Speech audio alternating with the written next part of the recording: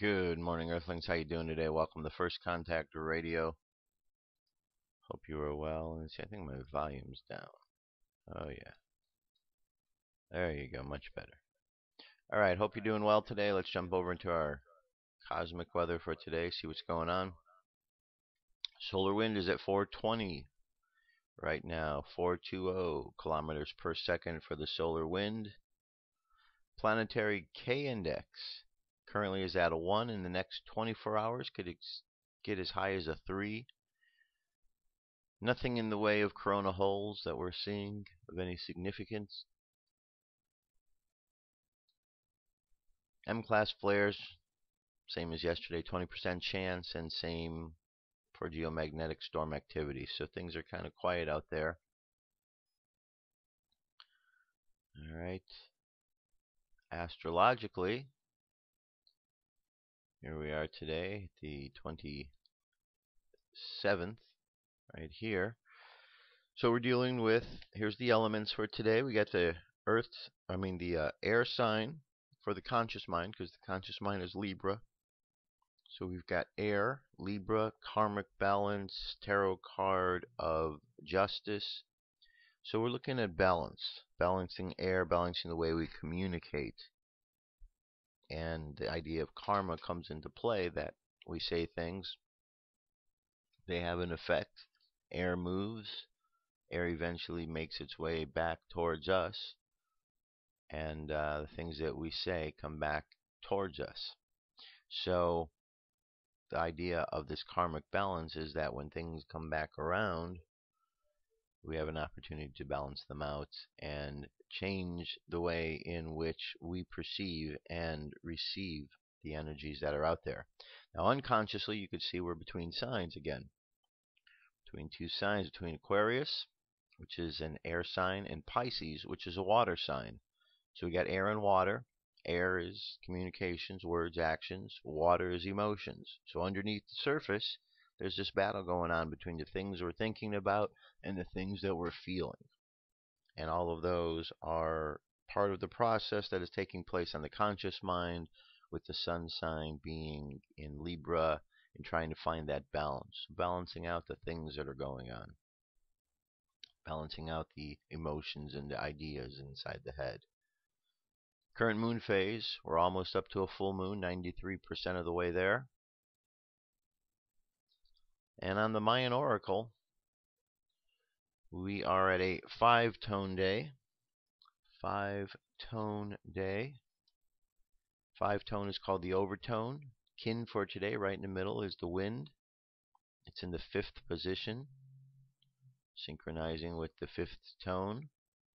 The wave spell, remember, is the wave spell of the mirror. So these 13 days are all about looking at our own reflection in the mirror, seeing the endlessness of our own reflection, how the world reflects back to us, who we are and what we're about, and vice versa. The supporting cast members around here is you have the human, which is the challenge energy for today, our free will. The like-minded energy is our synchronicity and navigation, paying attention to those things. And then the hidden powers are storm underneath, the buildup of energy that we have within us. That's the hidden power. And our guide for today is the dog, and the dog's all about love. So we've got the wind, the overtone wind, guided by the dog. The phrase for today is I empower in order to communicate commanding breath. I seal the input of spirit with the overtone tone of radiance. I am guided by the power of heart. And let's take a look at our Zolkin for a minute. Okay, we are inside right here. We're in the middle pillar. The middle pillar is the one that, unlike the first 6 or the last 6, does not reflect back and forth towards each other. This is the one right in the middle. Everything revolves around it. So this period of time is a good place to be, to kind of observe everything that's going on. And being in the wave spell of the mirror really shows us and gives us the opportunity to see the reflection of everything that revolves around us during this period of time. So use these next 19 days, 18 after today, to just really hone into who you are, hone into that place of as if you were in the middle of the hurricane. and you're watching everything revolve around you, and just see what that's like. See what that's like to feel the energy, see the energy, and then how you would interact with that energy. All right, today on the Gregorian calendar is Thursday, September 27th, 2012. So there you have it. That's our cosmic weather for today. So you know energetically what's going on. Okay, so the course of this week, we've been talking, and I'm 2012. We've been talking about it all year. We've been building up to what's going on, and now we are only a short 85 days away from December 21st, 2012. 85 days after today. Well, something going to happen that day? I say yes. I say yes because there are millions of people around this planet who believe something is going to happen on that day. When you get that many people thinking together about something, something does occur. Now, what exactly is it going to occur? Is it going to be some sort of devastating earth change? It's a possibility. I don't think so, but I think it's a possibility. I think more than anything else, it is a spiritual change that we're going to be dealing with, especially when you consider that all these people around the planet are going to be thinking about that particular time, thinking about their mortality. A lot of people are going to be thinking about their death. What's going to happen? Is this the end? And in those moments of thought, there might be a lot of profound insight that people have about who they are and what's going on with their lives if they contemplate that this could be the end of the path. Then again, there could be all of those who are continuing to think about just confirming everything that they know about this next step that we're about to go through. So look for the psychological effects of what's going on more than the physical. The physical we're going to feel. I'm sure you're feeling it right now because as the sun is doing its thing and the planets and the stars are moving and the alignments and all the comets and all the other sun flares and things, your body can't help but feel that because your body absorbs, feels, and reacts to energy. So you can't help but feel that.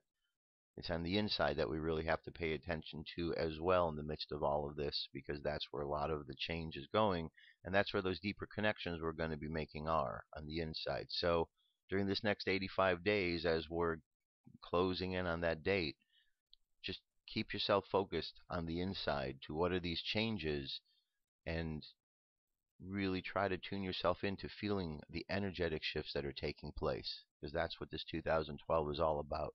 More than the physical, it's about what's going on inside on the deeper spiritual levels. All right? Now, Monday, Tuesday, and Wednesday, this week I've been playing Terence McKenna, and I'm going to play a piece by Terence McKenna again today.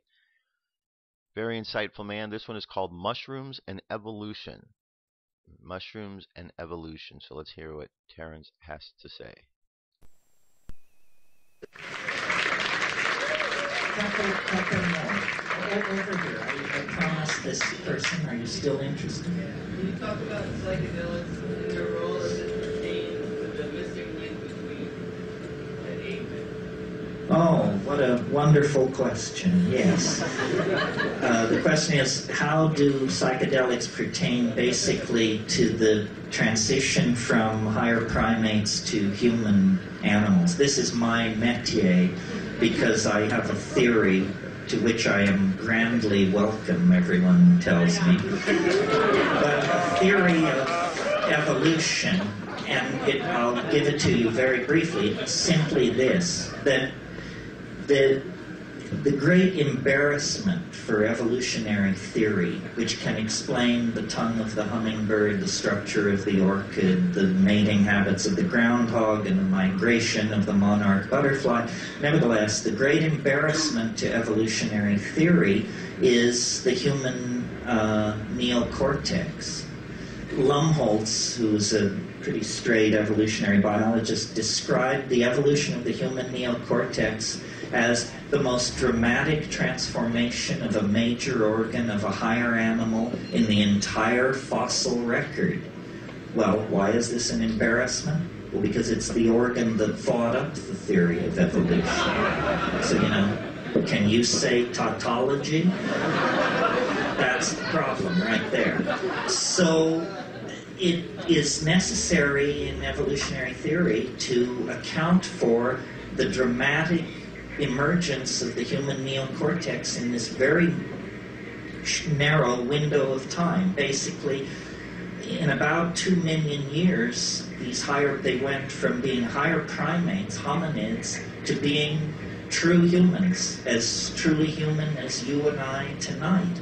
What the hell happened? What was the factor? The Earth was already old. Many hundreds of higher animal forms had come and gone, and the fire of intelligence had never been kindled. So what happened? I think that the answer lies in diet, generally, and in psychedelic chemistry in particular. I think that as the African continent grew drier, we were forced out of the ecological niche we had evolved into, which was we were canopy-dwelling primates, insectivores, complex signaling repertoire, evolutionary dead end.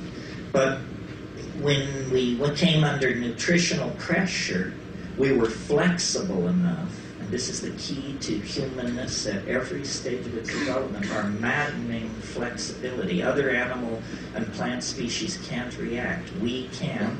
Our flexibility, we began to experiment with a new kind of diet and to leave the trees and explore the new environment of the grassland. And evolving concomitantly in the grassland were various forms of ungulate animals, double-stomached animals whose manure is the ideal medium for mushrooms, coprophytic mushrooms, dung-loving mushrooms, many of whom produce psilocybin. Well, I myself in Kenya have seen baboons spreading out over a grassland and notice that their behavior is they flick over old cow pies. Why? Because there are beetle grubs there. So they already had a behavioral vector for nutrition, for protein, that would lead them to investigate the cow pies.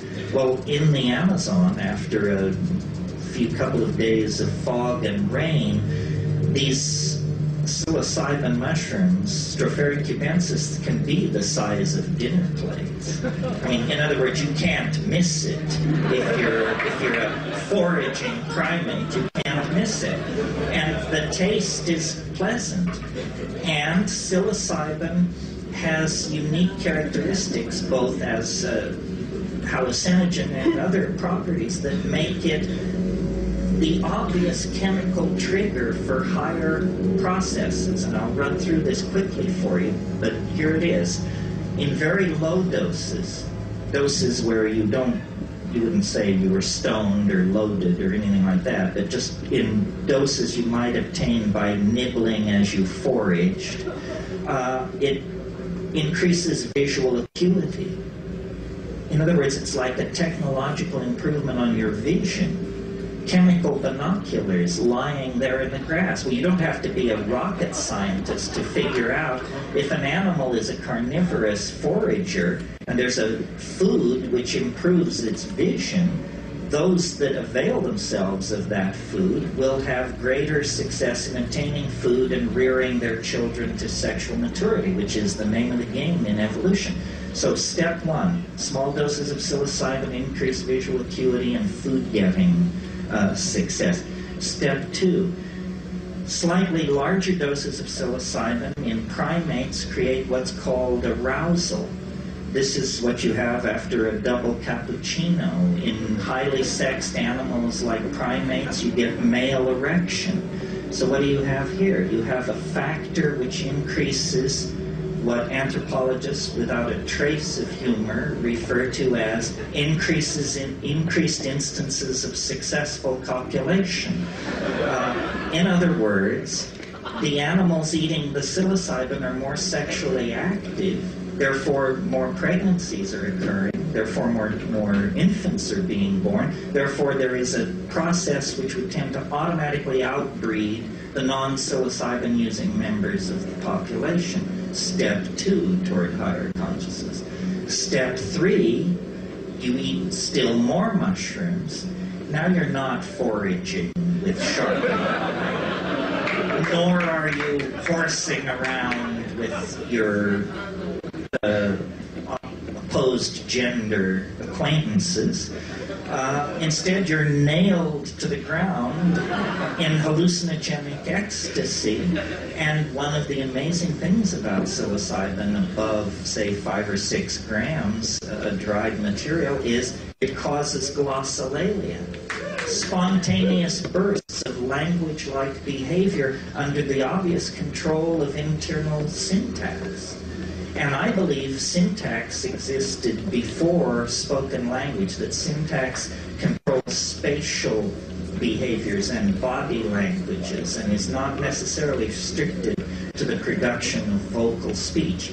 So there it is in a nutshell. We ate our way to higher consciousness. The mushroom made us better hunters, better survivors. Among those in the population who used it, their sexual drive was increased, hence they outbred the more reluctant members of the tribe to get loaded. And finally, it created a kind of neuroleptic seizure which led to these downloading of these syntactically controlled vocalizations, which became the raw material for the evolution of language. And it's amazing to me, the straight people, the academics, believe language is no more than 35,000 years old. That means it's as basic to human beings as the bicycle tone.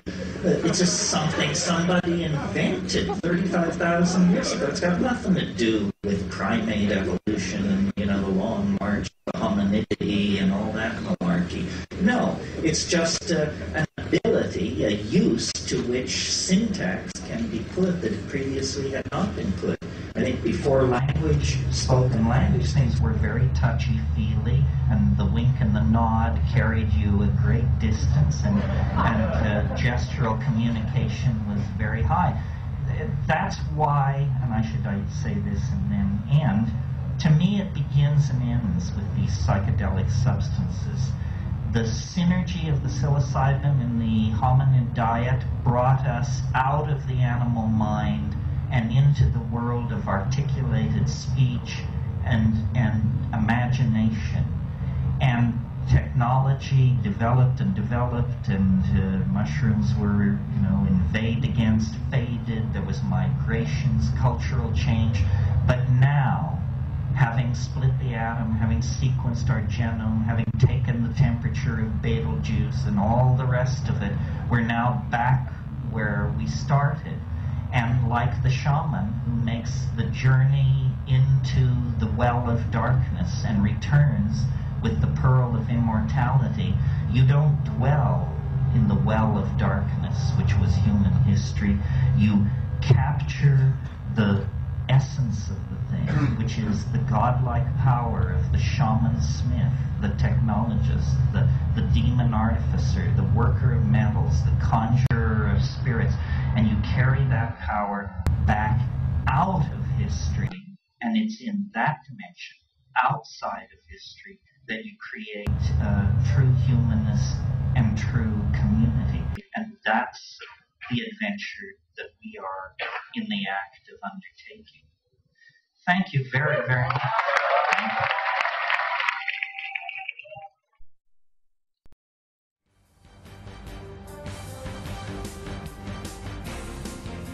This is the UFO News with Joshua Poet.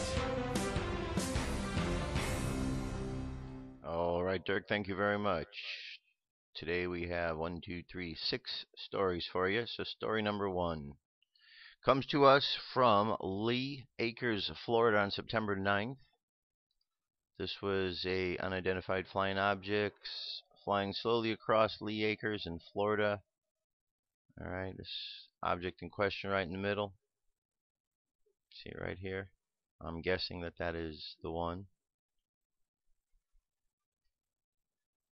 All right, you see it kind of blinking a little bit. And all right, and this video itself is 2.5 minutes. So check it out, see what's going on over at Lehigh Acres. Now we move over to Los Angeles, California on the 15th of September. This is a gentleman named Robert Bingham who out here claims to be able to summon UFOs. So let's check out and see what's going on here.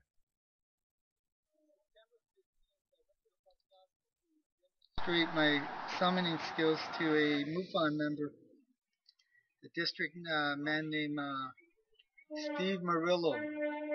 Before he got there, I had a sighting, so enjoyed this sighting of a ship. It's a boomerang shaped ship. It's white and actually it was about 100 feet long, I estimate, but it was really high up there. It stood there for about 30 minutes. Enjoy the footage. We are nature. We are nature.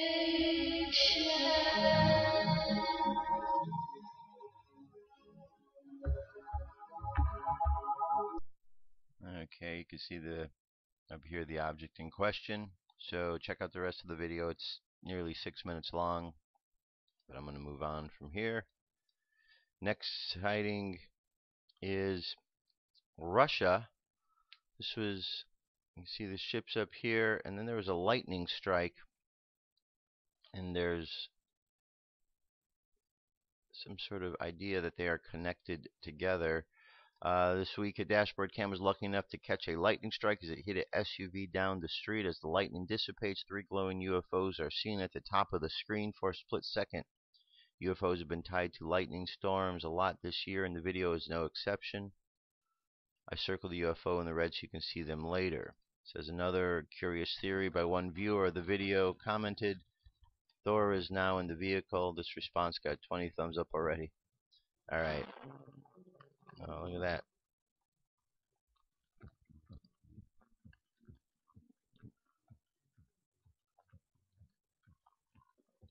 Okay. Here comes the lightning strike again, a more slowed down version.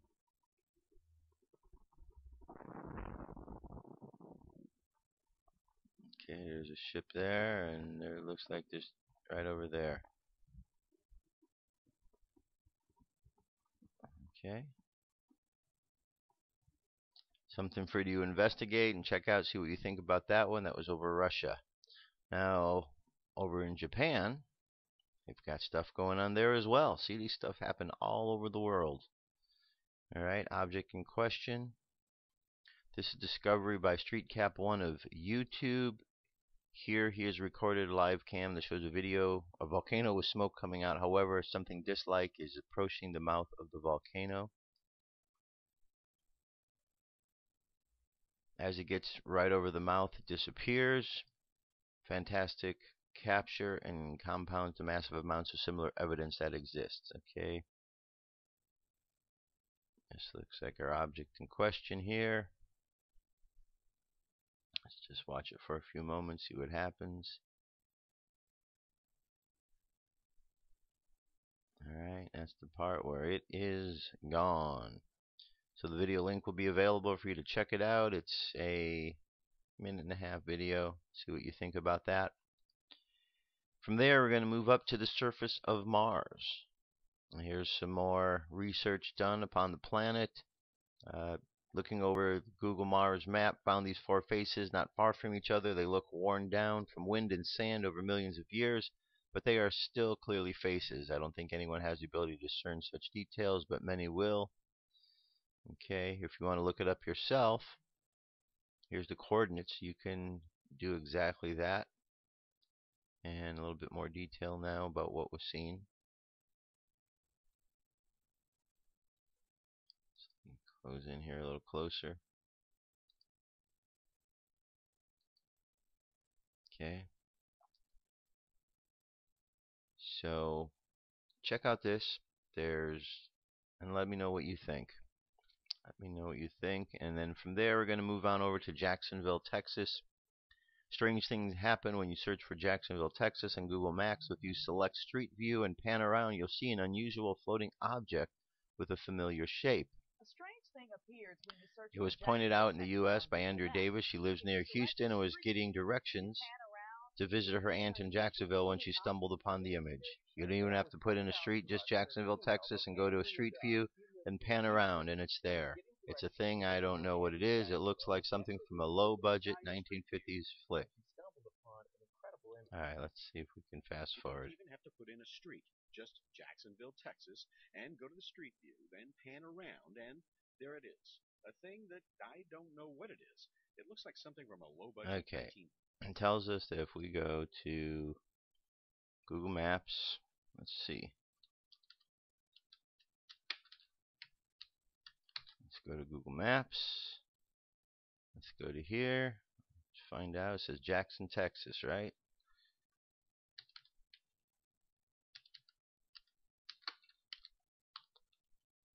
Okay. It says go to Street View and look around.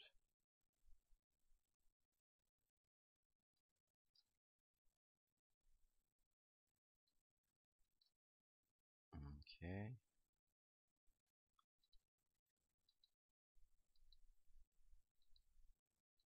Looking around. I don't know if we're in the right place here or not. Let me double check, make sure we're actually in Jackson, Texas.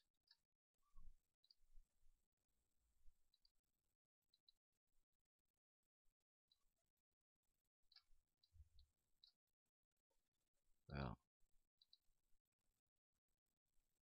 not really. Seems to be in the right area there. Anyway, I'm not going to mess around with this. I'm going to leave the link available. You can check it out because obviously some research is involved. Anyway, that's our UFO news for today. Let me jump away for a moment. I'll be right back. I've got some more news. Stay tuned. What if our government was responsible for some of the greatest crimes against this nation? Would you really want to know? These are big questions, but these questions deserve answers. It's time to demand the truth. People shouldn't be afraid of their governments. Governments should be afraid of them. 9/11 was an inside job. Kennedy was killed by the CIA. Jimmy Carter saw UFO. Answers to secrets you need to know. So wake up, wake up, wake up, wake up. Wake up, wake up, wake up. Wake up, wake up, wake up, wake up. Wake up, wake up, wake up.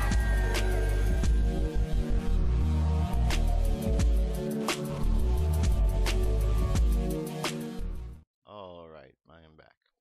Continuing on. First thing we want to check out here is this is Reality Check with Ben Swan, and this has to do with the YouTube video protests. Let's listen to what Ben has to say because he always brings a good insight. Attacks and the protests against U.S. embassies around the world, the UN is talking this week about creating international law that would ban blasphemy. But would something like that trump the U.S. Constitution? Ben has the Reality Check you won't see anywhere else.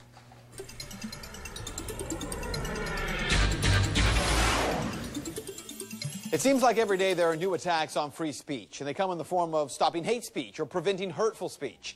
And one of the latest attacks is coming from the United Nations. This week, there have been renewed calls for an international law that would ban blasphemy.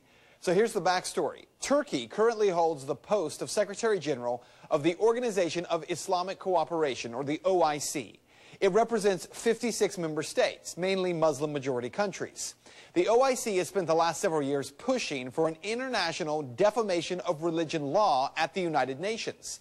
OIC resolutions against the defamation of religion passed the UN Human Rights Council every year from 1999 to 2010, and the UN General Assembly every year from 2005 to 2010. Now, none of these resolutions were binding, which means none have entered international law. But this week, the push has come back, that something more must be done. And it's all based on these violent protests across the Middle East. Those protests, of course, over a controversial YouTube video called The Innocence of Muslims. That video reportedly blasphemes the Prophet Muhammad. So maybe the UN has a point, right? Or maybe not. Keep in mind, there is a major problem with the narrative that these violent protests across the Middle East were all the result of that YouTube video, because they weren't. Consider what happened in Libya. We told you the very next day that the attack in Benghazi that resulted in the death of U.S. Ambassador Chris Stevens and 3 others was the result of blowback. It wasn't because of a YouTube video. It was an attack coordinated by al-Qaeda fighters and an affiliate group called Ansar al-Sharia. Reports indicate the attack was in retaliation of a U.S. drone strike in June of an al-Qaeda leader from Libya who went by the name al-Libi. What's worse, our government knew that was the case within 24 hours of the attack, and yet they continued to claim it was the result of that YouTube video. According to the Daily Beast, 4 separate U.S. officials have now confirmed that within 24 hours, the administration knew where this attack came from, saying, quote, "There was very good information on this in the first 24 hours. These guys have a return address. There are camps of people and a wide variety of things we could do." And today, Libya's president told NBC News that the attack was without question al-Qaeda and had nothing to do with that YouTube video. Of course, there are a number of problems with what the State Department has told us about the Libya attacks, including the fact that we've been continually told that Chris Stevens was killed at the U.S. consulate in Libya. And yet, according to the U.S. State Department's website, there is no consulate in Benghazi. In fact, there's only one embassy or consulate in Libya, and it's in Tripoli. No embassy or consulate in Benghazi, where the attack happened. So where was Ambassador Chris Stevens killed? Well, we still don't have an answer to that. But aside from that, this is only one country, right? What about the riots in Egypt? Well, let's talk about that for a minute. Because it was on September 11th that the attack in Benghazi and then attacks at the U.S. Embassy in Cairo started all of these violent protests. A CNN crew was on the scene just before the crowd in Cairo, Egypt erupted in violence against the U.S. Embassy there. But protesters told CNN they were demanding the release of Sheikh Omar Abdel Rahman. He's known as the Blind Sheikh, and he's being held in a U.S. prison. But once the riots began, CNN just played right along with that false story that the riots were sparked by the YouTube video. So what you need to know is that to even begin talking about the need for protected speech from blasphemy is really a joke when the argument it's based upon is all untrue. But even if it were true, and again it's not, blasphemy laws do nothing to protect religion, they do everything to oppress it. If the United States wants to lead the world, why not be the real voice of free speech, the one that actually stands for it, truly protects it? Of course, that stance might require that Americans change the way we think about what kind of speech should be protected and what should not. And that is Reality Check. If you would like to make your... All right, very good report. So, in order to follow along, remember, Al-Qaeda, CIA. So when we hear that the Al-Qaeda has attacked, we know that it's really the CIA that's over there, overseas, doing these operations, and then the news reports back to the dumb Americans the propaganda that they want you to believe. Of course, you're smart enough to know that their lies over there are nothing more than lies. And then to find out there really isn't a consulate, like they say there in Benghazi, and blame it all on a movie. I mean, it's just a joke, right? How dumb do they think we are? Pretty dumb that they do these things and say these things. Now, this video here, this says it's a banned video, and well, it means I gotta play it. This video is banned for broadcast on news networks in USA, Israel, and Europe. Mahmoud Ahmadinejad, that Israel and U.S. does not want you to see. Jewish leaders and prominent businessmen greet Ahmadinejad and bless him for a long life. Jews have lived in Iran for thousands of years. Okay, so let's just take a quick peek at this,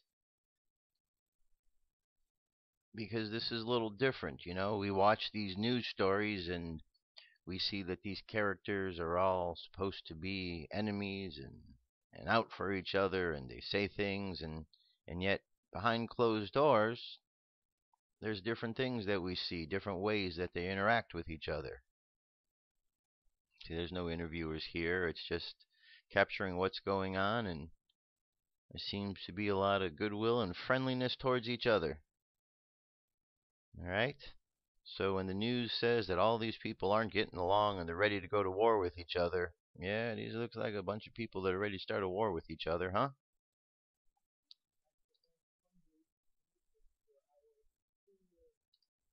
Here, let's listen a little bit.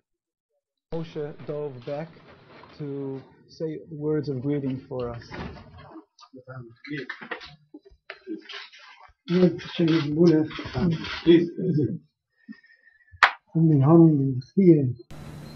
der fußenden Gelegenheit kann ich Bunde seiner sehr geschätzten Gast, der Präsident von der Welt. Hard to hear. So the video link, I'm going to have it available so you can check it out yourself and see, and just know that, you know, we're not always being given the right information from the mainstream about exactly what's going on, because they want to keep you in the dark. What is it Fox News is telling people? They're not the media? Yeah, it's funny, right? Okay, here we go. This is another one. If you have a laptop, you know your laptop camera or laptop computer probably has a video in it. If you don't know that, you might want to check. It would be up in the top bar usually, just above the screen, sometimes in the middle. Well, this camera can go on at a variety of different times. Some people know that there's cameras there, some don't. Some have taken advantage of it because we've heard stories in the past about schools that have sent computers, free computers, home with their kids. The kids would go home, have the computers open, and then it was determined that teachers were spying upon the kids using the computers they gave them. And some parents found out about it and weren't too happy. Well, it's continuing to happen. This is a story of 7 companies. This is Mark Dice. He's an activist, author. You've seen him on different reports we've done. Anyway, listen to what he has to say. Spying on people in their own homes and their own bedrooms without their knowledge. Of course, this is not news to some of you, shocking to some, something that some people will not even believe is possible or happening at this point. You may recall that back in 2009 there was a case of a school in Pennsylvania that was charged and fined for literally spying on the students using these school-issued laptops. Because as you know, all laptops are connected to the internet almost all the time through Wi-Fi, so the webcam that is built in and the microphone that's built into all laptops and tablet computers and cell phones can be remotely activated and used to watch you, spy on you, etc. I know some of you are totally shocked at learning about this now, but this is the new Orwellian Brave New World that we're in now. And so we have another case of this happening where people had photos taken of them on their laptops of them, you know, making love in their bedroom. Okay? And of children in various states of undress.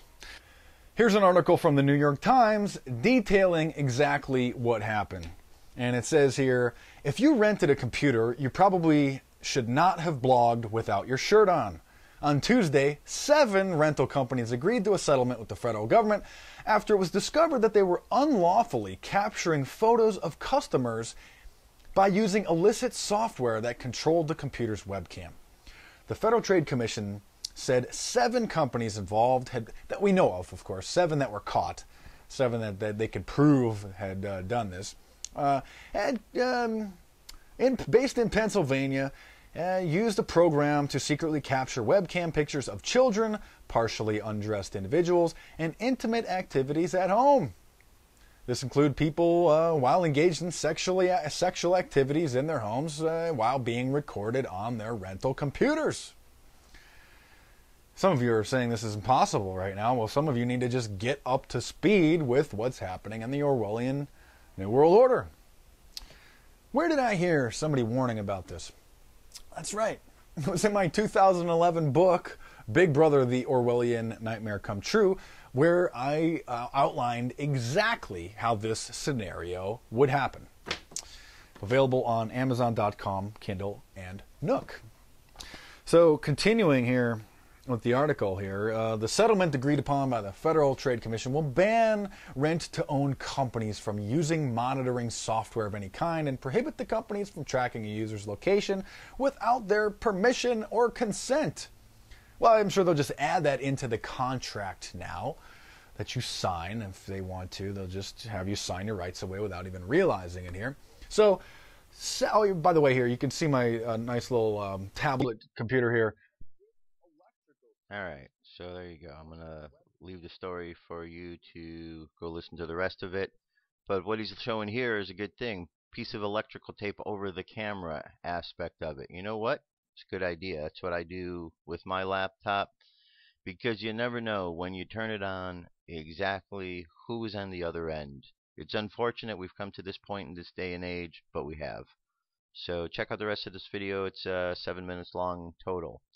Now, you remember several months back those security officers at the university that sprayed? You've seen this. You remember seeing this live? We kept playing the video of this idiot over here spraying these kids. Well, University of California Regents will pay about $1 million to 21 UC Davis current and former students who were pepper sprayed during a peaceful campus protest last November. A video of the incident that went viral shows an officer casually walking up and aiming a thick stream of spray directly into the face of the seated students close range during an Occupy rally. The incident triggered outrage and an investigation by the university. In a settlement, each student who filed will receive $30,000 and a handwritten apology from the UC Davis Chancellor, Linda Katai. Student Eon Lee was a freshman when he was pepper sprayed. The reason we were protesting was that the university had proposed unfair and unreasonable tuition hikes. Lee said he plans to use his money for tuition. Let's see if we can go down here. Doesn't say anything about the officer who did this, but I think they should take this money out of this officer's paycheck. I mean, obviously he is a complete moron who has no concern for people's health. That who would do this? Who would go out there? This guy can't possibly have kids, because if he has kids, then he's got to be a horrible father. Because which father would condone spraying kids with stuff like this? Who? So what we got here is a world-class idiot who hopefully has been punished for his activities and take that money out of his paycheck. Guy was dumb enough to spray him. It was his fault, so screw him. Okay. Here we go. This is last story before we, well, not the last one. This is another story goes along kind of with the theme. U.S. government experiments on U.S. citizens. I know, hard to believe, but check it out. Unbelievable. We didn't think it could possibly be true. But after receiving thousands of records and declassified reports from the Army, it's confirmed that during the Cold War, the United States military conducted secret tests on unsuspecting people in the city of St. Louis. A local sociologist will make her findings public tomorrow, but she spoke first to the I-Team's Lisa Zigman. Lisa Martino-Taylor's life work has been to uncover details of the Army's ultra-secret military experiments carried out in St. Louis and other cities during the 1950s and 60s. This study was secretive for a reason. They didn't have volunteers stepping up and saying, yeah, I'll breathe zinc cadmium sulfide with radioactive particles. These Army archive pictures show how the tests were done in Corpus Christi, Texas in the 1960s. In Texas, planes were used to drop the chemical, but in St. Louis, the Army placed chemical sprayers on buildings and station wagons. City officials were kept in the dark about the tests. The Cold War cover story was that the Army was testing smoke screens to protect cities from a Russian attack. The truth, according to Martino-Taylor, was much more sinister. It's pretty shocking. The level of duplicity and secrecy, clearly they went to great lengths to deceive people. By making hundreds of Freedom of Information Act requests, she uncovered once classified documents that confirmed the spraying of zinc cadmium sulfide. The greatest concentration of this compound was sprayed near the Pruitt-Igoe housing complex just south of downtown St. Louis. It was home to 10,000 low-income people, and an estimated 70% were under the age of 12. Martino Taylor claims they all unknowingly inhaled this compound morning, noon, and night, so the government could measure its effects on their lungs. So this was in violation of all medical ethics, all international codes, and the military's own policy at that time. In 1994, then Congressman Richard Gephardt asked the Army to open its records and explain the St. Louis testing. We want to make very sure that nothing went on that would harm anyone and that all the facts are out on the table. Documents released in the 90s show the Army placed sprayers on this former Knights of Columbus building on Lindell and in Forest Park. The Army always insisted the chemical compound was safe. Martino Taylor believes documents prove otherwise. There's a lot of evidence that indicates that people in St. Louis, in the city, particularly in minority communities, were subjected to military tests that was connected to a larger radiological weapons development and testing project. For the first time, she links the St. Louis testing to a company called U.S. Radium, a company notorious for lawsuits involving radioactive contamination of its workers. United States Radium had this reputation where they had been found legally liable decades prior for producing a radioactive powdered paint that killed many young women who painted fluorescent watch dials. While the Army admits it added a fluorescent substance to the zinc-cadmium compound, details of whether it was radioactive remain secret. Documents uncovered to date indicate the Army never conducted follow-up studies to see whether the compound caused long-term health issues.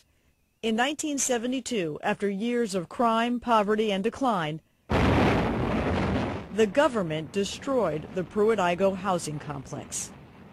Lisa Zigman, News Channel 5, I-Team. Now, the company U.S. Radium no longer exists. Martino Taylor has placed all of her research, including the declassified documents, online, and will link you to that data at ksdk.com. Now, she will make all of her findings public tomorrow at St. Louis Community College Merrimack campus. In the meantime, if you remember the spraying, the I-Team's Lisa Zigman would like to hear from you. You can email her at lzigman@ksdk.com. All right. So, crazy. So that was, this is ongoing right now. So, one of the things she mentioned in there was spraying. So, at any given day, go out and look up at your sky where you live. You look at the sky and you tell me if they've stopped spraying on the people. And it will only take a few minutes of watching the chemtrails and you'll realize, no, they did not. You can tell the difference. If you see a plane flying, there'll be a trail coming off of it, but it will dissipate pretty quickly. However, these chemtrails, they don't dissipate quickly, they expand.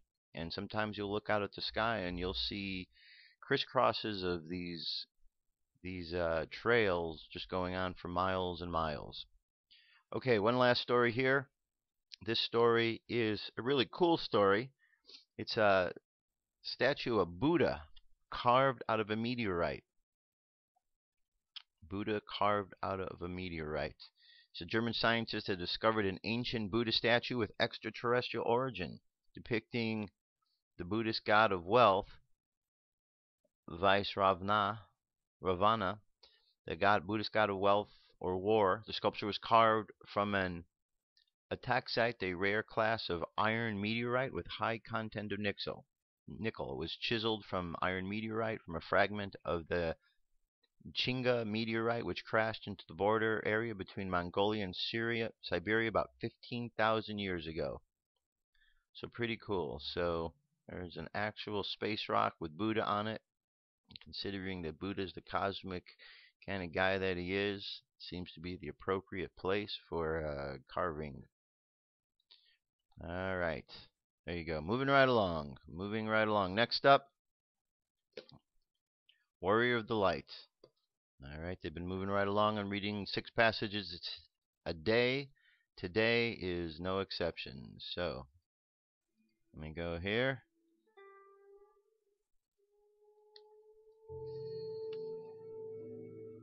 Okay. The warrior of the light never forgets the old saying, the good little goat doesn't bleat. Injustices happen.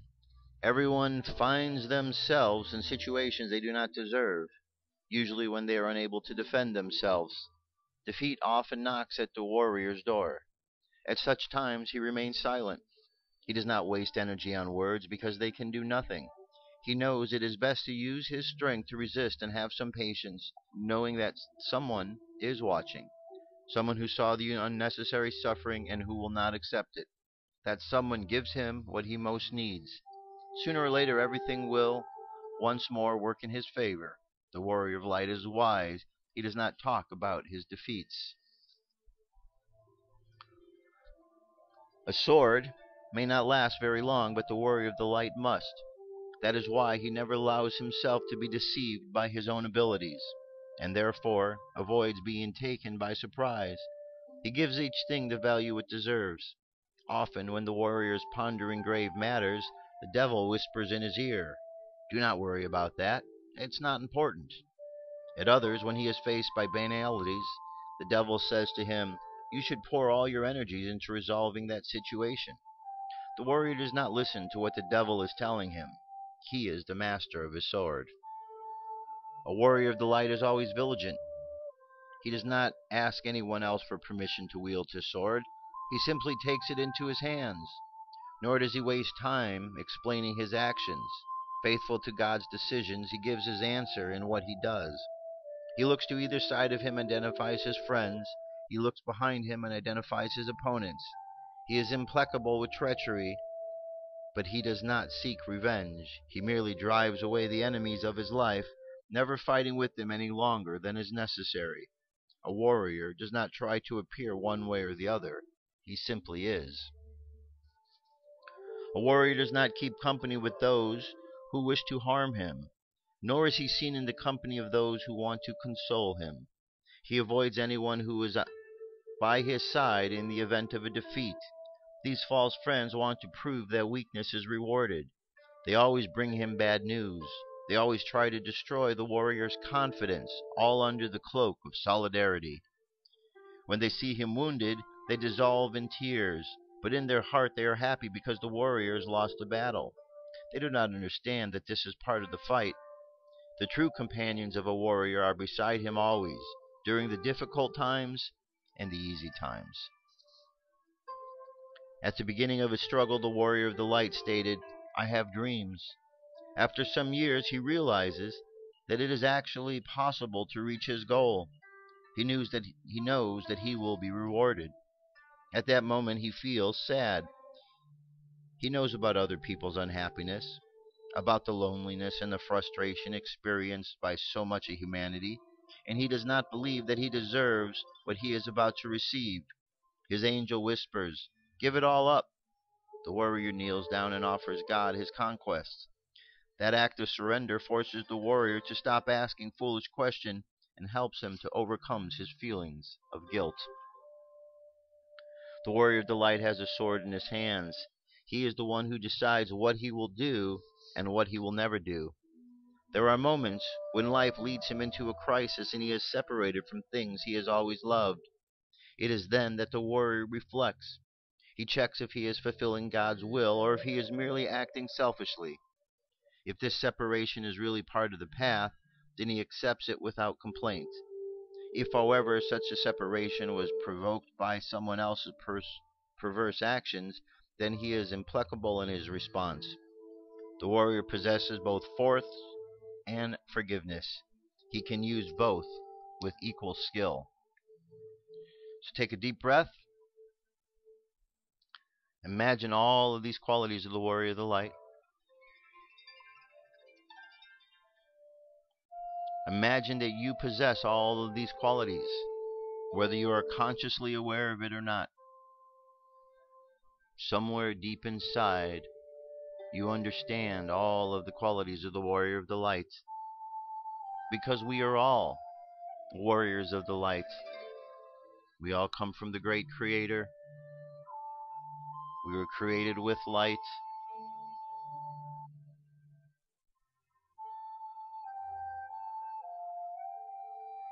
Imagine all of your chakras are activated. Starting with the chakra at the bottom of the spine, imagine the color red. And see that energy rising upward to the belly button area where the color changes to orange. From there, the energy raises up higher, just below the rib cage, to the yellow colored chakra. And from there up higher, the energy raises to the heart. Imagine the color green. From there, the energy continues up to the throat. Imagine the color blue.